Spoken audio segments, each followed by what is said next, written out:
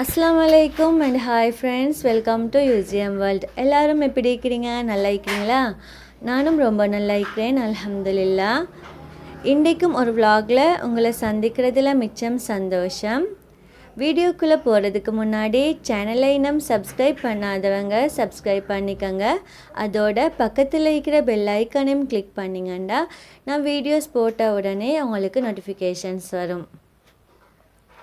இன்றைக்கி school day, பிஸியான morning. சுபஹ் தொழுந்துட்டு அப்படியே இன்றைக்கிட்ட வேலைகளை ஸ்டார்ட் பண்ண போகிறேன். ஃபஸ்ட்டாக மகன் எழுப்பிட்டு அப்படியே சமைக்க தொடங்குவேன்.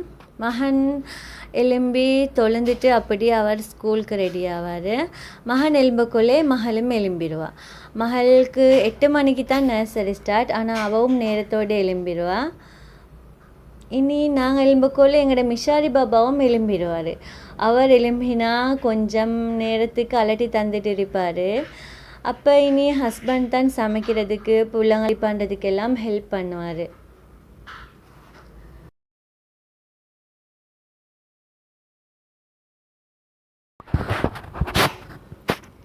எப்பயும் போல் எங்களோட மிஷாரி பாபா இன்றைக்கும் நேரத்தோடு எழும்பி கொண்டார். அப்போ இன்றைக்கி பெஸ்ட்டாக செய்கிறதுக்கு ஹஸ்பண்ட் தான் ஹெல்ப் பண்ணார். அவர் தான் செஞ்சார்.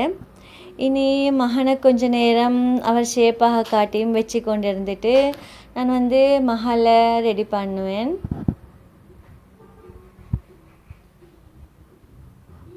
மகளும் ரெடி ஆகிட்டு மகள் 2 பேரும் சாப்பிடுவாங்க. சாப்பிட்டு டீ எல்லாம் குடிச்சிட்டு கொஞ்ச நேரம் இருக்கக்குள்ள ஸ்கூல் போகிற டைமும் வந்துடும். அப்போ ஹஸ்பண்ட் தான் மகனை ஸ்கூல் கூட்டு போவார். பக்கத்தில் தான் ஸ்கூல், 10 நிமிஷம் தூரம். மகனை ஸ்கூல் கூட்டு போய்த்துட்டு வந்துட்டு திரும்ப மகளை நர்சரி கூட்டு போவார். அதுக்காட்டி மகள் என்ன செய்கிறாண்டா, அவளுக்கு ஒரு பழக்கம் இருக்குது. ஸ்கூல் போகிறதுக்கு அவளோட புக்ஸ் எல்லாம் எடுத்து அவள் செக் பண்ணி பார்ப்பா. நாங்கள் சொல்ல தேவையில்ல, அவள் செக் பண்ணி பார்ப்பா. ஸ்கூல் விட்டு வந்த உடனே அவளோட ஹோம்ஒர்க் எல்லாம் செஞ்சு முடிச்சிடுவா. ஆனாலும் அடுத்த நாளைக்கு ஸ்கூல் போகிறதுக்கு முதலையும் புக்ஸ் எல்லாம் திருப்பி இன்னொரு முறை பார்ப்பா, எல்லாம் செஞ்சிட்டேனா அப்படின்னு சொல்லி. அப்படி இருக்கக்குள்ள ஹஸ்பண்டும் மகனை ஸ்கூலில் விட்டுட்டு வந்துட்டார். இப்போ மகளை நர்சரிக்கு கூட்டு போகிறாரு. இன்றைக்கி கொஞ்சம் மழை, சுற்றி ரெயின் கோட் எல்லாம் போட்டு தான் மகள் நர்சரி போகிறா. பக்கத்தில் தான் நர்சரி இருக்குது, நடந்து போகிற தூரம்.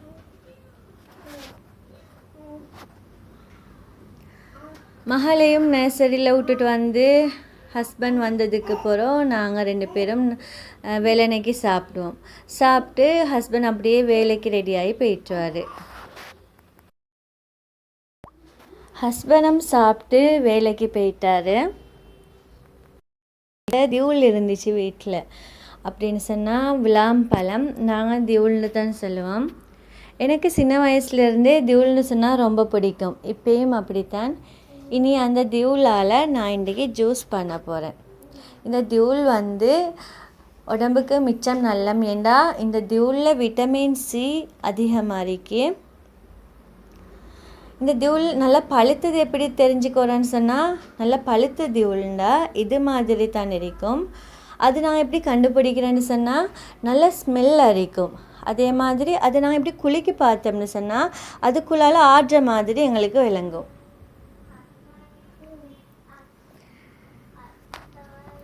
நான் தியூல் ஜூஸ் பண்ணக்குள்ள அந்த தியூல்ட சிரட்டை இருக்குத்தானே, அந்த சிரட்டையில் இருக்கிறது நல்லா வலிச்சு போட்டுக்கணும்.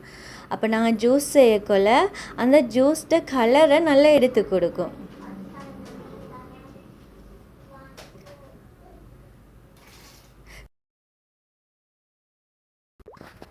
இந்த ஜூஸ் பண்ணுறதுக்கு தேவையான அளவு தியூல் நான் எடுத்து வச்சுக்கிறேன். அதோட கொஞ்சமாக உப்பு சேர்த்தேன்.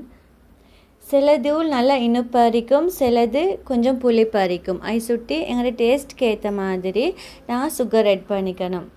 கோகோனட் மில்க்லேயும் செய்யலும், தண்ணி ஆட் பண்ணியும் இந்த ஜூஸ் செய்யலும்.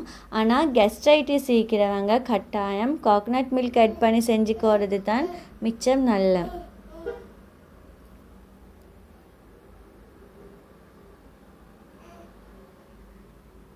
இப்போ நான் இதை நல்லா மிக்சியில் அரைச்சிக்க போகிறேன்.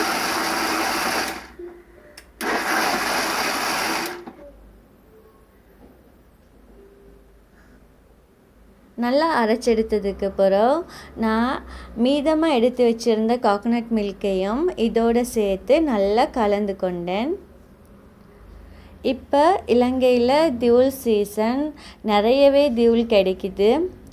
எனக்கும் தியூல்னால் ரொம்ப பிடிக்கும். அதை சுட்டி நான் தியூல் ஜூஸ், தியூல் ஜாம், தியூல் அச்சாறு, அதோட பிள்ளைங்களுக்கு தியூல் ஐஸ், இது மாதிரி நான் டெய்லி ஒவ்வொன்று செஞ்சு கொடுப்பேன் பிள்ளைங்களுக்கு. ஏன்னா தியூலில் விட்டமின் சி அதிகமாக இருக்கு. விட்டமின் சி உடம்புக்கு தேவை. இப்போ கிட்டத்தில் நான் தியூல் ஜாம் செஞ்சு கொடுத்தேன் பிள்ளைங்களுக்கு. விரும்பி சாப்பிட்டாங்க. உண்மையிலே டேஸ்ட்டாக இருந்துச்சு. இன்ஷா அல்லாஹ் இன்னொரு vlogல இந்த தியூல் ஜாம் ரெசிபி நான் அப்லோட் பண்ணுறேன். நீங்களும் வீட்டில் செஞ்சு பாருங்கள்.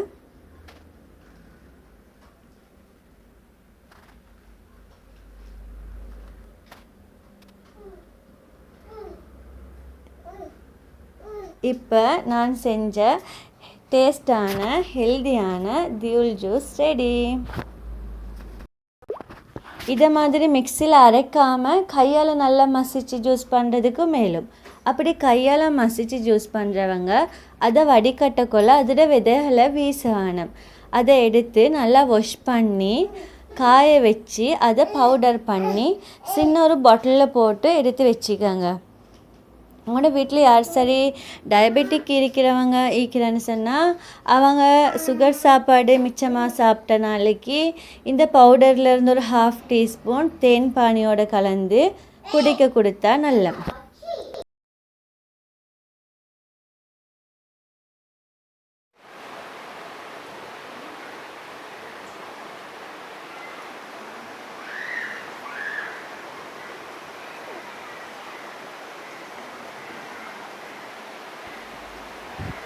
தியூல் ஜூஸும் பண்ணி ஃப்ரிட்ஜில் போட்டுட்டு எங்களோட மிஷாரி பாபாவையும் தூங்க வச்சுட்டேன். அவரும் நேரத்தோடு எழும்பிட்டார் தானே. அதை சுட்டி இப்போ அவருக்கு தூங்கிட்டார். அவரை தூங்க வச்சுட்டு தான் இந்த வீடியோ ஷூட் பண்ணிக்கொண்டே இப்போ சமைக்க போகிறேன். இன்றைக்கு என்னண்டா பண்டக்கா. அப்படின்னா வெண்டிக்காய்க்கு தான் நாங்கள் பண்டக்கான்னு சொல்லுவோம். நாங்கள் வீட்டிலலாம் வெண்டிக்கான்னு சொல்கிற இல்லை, பண்டக்கான்னு தான் சொல்லுவோம். அதை சுட்டி நான் இந்த வீடியோவிலையும் பண்டக்காண்டே கண்டினியூ பண்ணுறேன் ஃப்ரெண்ட்ஸ். இந்த பண்டக்காய் கறி செய்கிறதுக்கு நான் என்னென்ன சேர்த்துனேன்டா, 1/2 வெங்காயத்தை கட் பண்ணி எடுத்துக்கிறேன். அதோட கருவேப்பிலை, ரம்பை, ஒரு பச்சை மிளகா, கொஞ்சமாக வெந்தயம் சேர்த்தேன், 1/2 டீஸ்பூன் மிளகாத்தூள், 1/2 டீஸ்பூன் கொத்தமல்லி தூள், மஞ்சள், உப்பு தேவையான அளவு, அதோட 1 டேபிள் ஸ்பூன் ஆயிலும் ஆட் பண்ணேன்.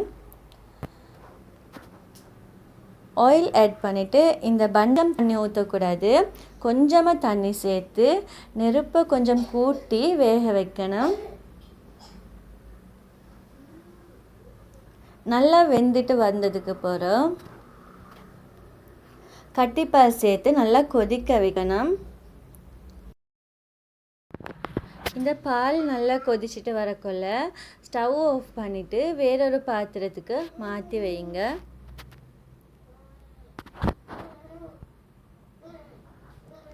இந்த பண்டக்காய் கறி எங்களோட மிஷாரி பாபாவுக்கு ரொம்ப பிடிக்கும். அவர் நல்லா விரும்பி சாப்பிடுவார்.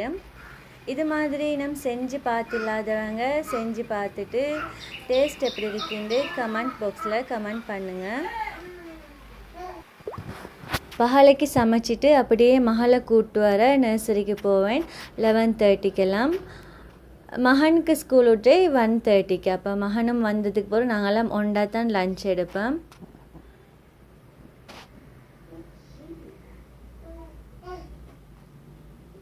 அந்தில் டீயோட சாப்பிட்ட ஹஸ்பண்ட் சமப்போஷ உருண்டை செஞ்சு கேட்டார்.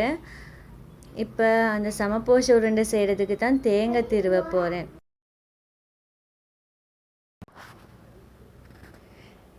இப்படி தேங்காய் உடைச்சா நான் எப்பயுமே தேங்காய் தண்ணி வீச மாட்டேன். ஏன்னா அதில் நிறைய குணம் இருக்குது.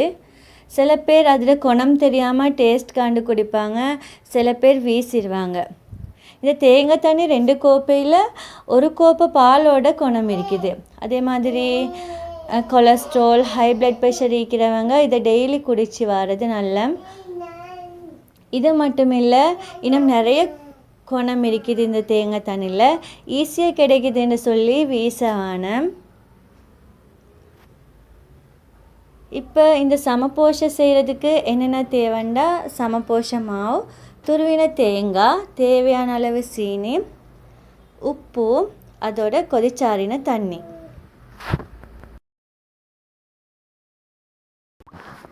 இந்த சமபோஷ உருண்டை எப்படி செய்கிறேன்டா, ஃபஸ்ட்டாக தேங்காயோட சீனியை சேர்த்து நல்லா பிசைஞ்சிக்கணும். அப்போ சீனியோட தேங்காய் கலந்ததுக்கு அப்புறம் நல்லா அதோட பால் கொஞ்சம் வெளியேக்கு வர அளவுக்கு நல்லா பிசைஞ்சிக்கணும். பிசைஞ்சிட்டு தான் சமபோஷ மாவை அதோடு சேர்த்துக்கணும். எனக்கு இன்றைக்கி மறதில்லை, நான் அப்படி செய்யலை. சமபோஷ மாவோடே தேங்காய், சீனி எல்லாம் ஒண்டா போட்டு கலந்து தான் நான் இன்றைக்கி செய்கிறேன். இது மாதிரி இல்லாமல் இப்போ நான் சொன்ன மாதிரி ஃபஸ்ட்டாக சீனியையும் தேங்காவையும் கலந்து நல்லா பிசைஞ்சிட்டு அதுக்கப்புறம் இந்த சமபோஷ மாவை போட்டு நல்லா பிசைஞ்சிக்கோங்க. டேஸ்ட் டிஃப்ரெண்ட்டாக இருக்கும், பால் டேஸ்ட்டாக இருக்கும். அதோட தேவையான அளவு உப்பு சேர்த்து இப்போ நாங்கள் தேங்காயும் சீனியும் நல்லா பிசைஞ்சதுக்கப்புறம் அதிலிருந்து பால் வெளிவந்திருக்கு தானே. அப்போ தண்ணி மிச்சமாக ஊற்ற தேவையில்லை, கொஞ்சமாக தான் தண்ணி தேவைப்படும். கொஞ்சமாக தண்ணி சேர்த்து நல்லா பிசைஞ்சிட்டு தேவையான உருண்டைகளாக பிடிச்சி எடுத்துக்கணும். நான் சமபோஷ உருண்டை செஞ்சு முடிகிறதோடையே மகனும் கிளாஸ் போயிட்டு இருந்தார். 3 to 5 அவருக்கு இங்கிலீஷ் கிளாஸ் இருந்துச்சு. இப்போ மகனும் வந்துட்டார். இப்போ நானும் தண்ணியை சூடாக்கிட்டு டீ ஊற்ற தான் ரெடி ஆகிறேன். சமபோஷோட டீ குடிக்கிறத விட சமபோஷோட பிளேன் டீ டேஸ்ட் அடிக்கும். நான் தான் சமபோஷோட பிளேன் டீ குடிக்கிறேன்னா நல்ல விருப்பம். எல்லாருமா இருந்து டீ குடித்தோம். டீ குடிச்சிட்டு அப்படியே நான் மற்ற வேலைகளை தொடங்கினேன். இந்த வீடியோ உங்களுக்கு பிடிச்சிருக்கும்னு நினைக்கிறேன் ஃப்ரெண்ட்ஸ். பிடிச்சிருந்தால் லைக் பண்ணுங்கள். எங்களோட சேனலை ஃபஸ்ட் டைம் நீங்கள் பார்க்குறீங்கன்னா சப்ஸ்கிரைப் பண்ணிக்கோங்க. இன்ஷா அல்லாஹ் இன்னொரு வீடியோவில் சந்திப்போம். அஸ்ஸலாமு அலைக்கும்.